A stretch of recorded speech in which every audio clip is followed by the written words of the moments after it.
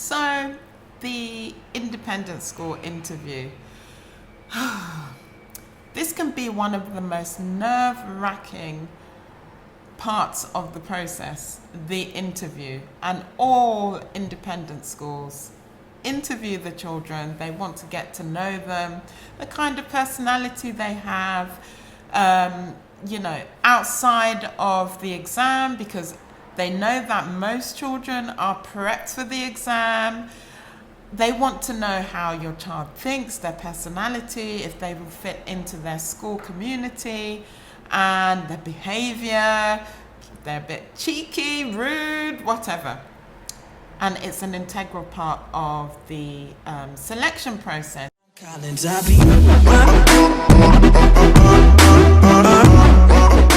So, will your child get in?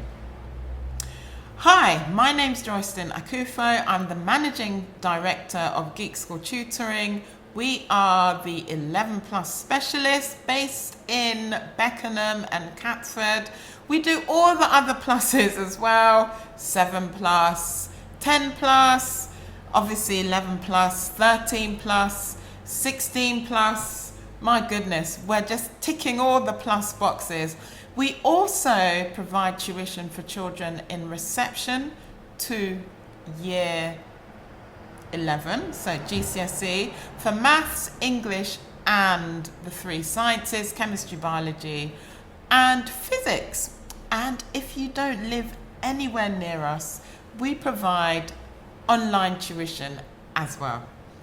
Right, let's get straight into it. The independent school interview. This year, there's probably going to be a bit of a mix. Obviously, that C word and lockdown, social distancing, and so on has made it so that schools are having to think of different ways to assess children. So, before we carry on with this amazing video, please remember to like this video, subscribe to the channel, and turn on the notifications so that you will get notified every time a new Geek School video goes up. Enjoy!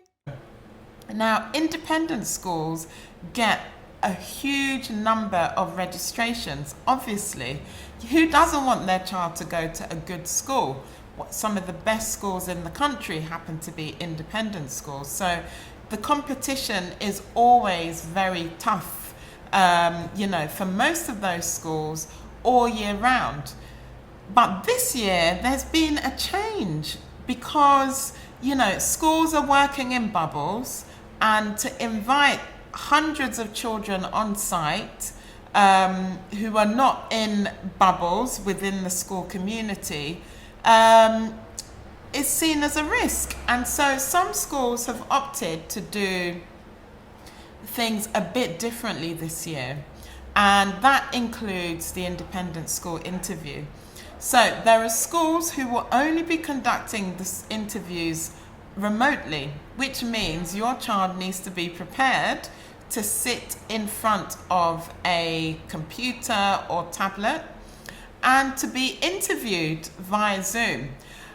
And so there's some etiquettes that they need to think about in much the same way as if they were having the interview face-to-face.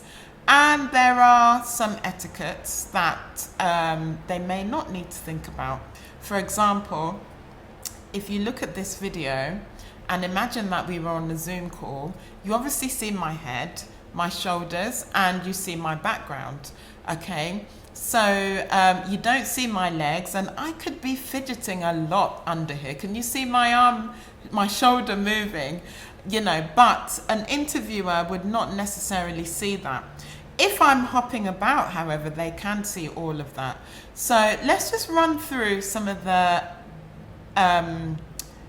etiquettes required for a remote independent school interview if it turns out that your child has to have their independent school interview in this way.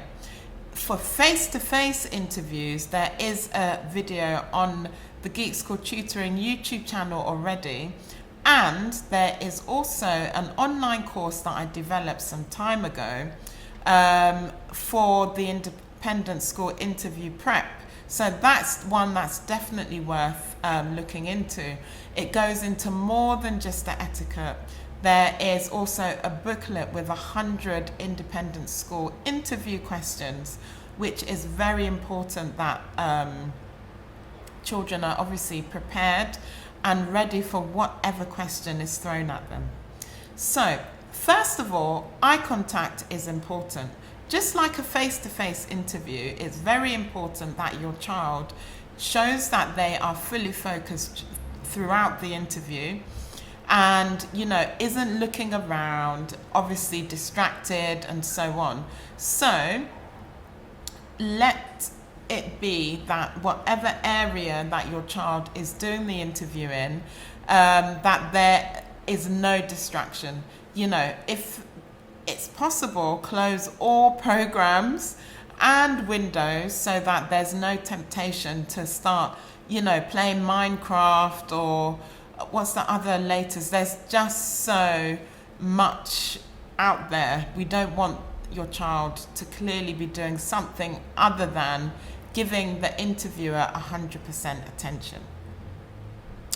Then I will say parents for who the temptation will be too great to start whispering things and nudging, please don't do that. You've got to be able to allow your child to have that interview on their own, if that's the type of interview. There are schools that have the interview with parents and the child, and that's fine.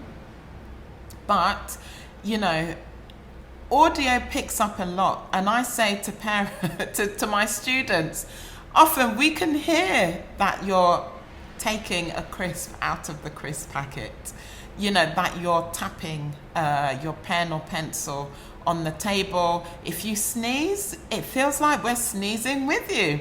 So just imagine if you start whispering answers to your child and so on, the mic will more than likely pick that up, and you don't want to give a negative impression to the school. So prep ahead of the interview and let your child do the rest. Obviously, it's not going to be a positive thing if the school cannot get to know your child's personality and so on, because, you know, that might put them off. So they want to get to know your school. Anyway, not to know your school, your child, sorry. Yes, so that's one thing. So no whispering questions to say, and, you know, obviously being a backseat driver in the interview process, you really need to remove yourself from that, and just imagine that if your child was going in to do the interview in person, you would not be there, you would not be allowed to be there, so you need to do the same. The background, obviously, you know, if you have a nice study area, somewhere clean and tidy, where the child can do it, you know, we don't want to see a mountain of washing or just chaos at the back of the screen. I wouldn't put a background on Zoom if it's Zoom that's used, because it just looks a bit strange. Sometimes it can even affect the connectivity, you know, so we want to keep it as simple as possible. Obviously, during lockdown, I have seen everything. Literally, students who at 12 o'clock are in their dressing gown and are on a live lesson and so on. You do not want to do that for an independent school interview. Even if it's at 8 a.m, your child should be dressed smart casual. If they're going to school afterwards, they could be in their school uniform happily, and so on. Please don't be tempted, you know, to do the morning gown thing, pajama thing, and anything that you would not take your child physically to school in, unless it's pajama day, which clearly this isn't. I would not even remotely consider doing anything like that at all for the independent school interview, you know. So noise in the background. If you have a busy and noisy household, I would invest in a pair of earphones or a headset, so that it can, noise cancelling ones as well. They're not really that expensive, to be honest. Noise cancelling ones where it won't pick up the dog that won't stop barking, or, you know, the younger brother or sister who finds it hilarious to make silly noises in the background and so on. We want to avoid all of that. And above anything else, be as natural as possible. The school really just wants to get to know your child, and see who this child is that's performed so well in the entrance exam, whether they did that online or in paper form, and see them with their best footing and so on, so that they can pick them for joining the school. So I'm wishing all students all the best in this process. This year is so unusual, but at least they haven't cancelled the exams. At least you still get the chance to do it, and it might be more fun doing it remotely online. Who knows? So all the best, and, you know, share your experiences on here, and also check out the other video, because I talk about, you know, questions as well, and check out the independent school interview course. All the best. Bye.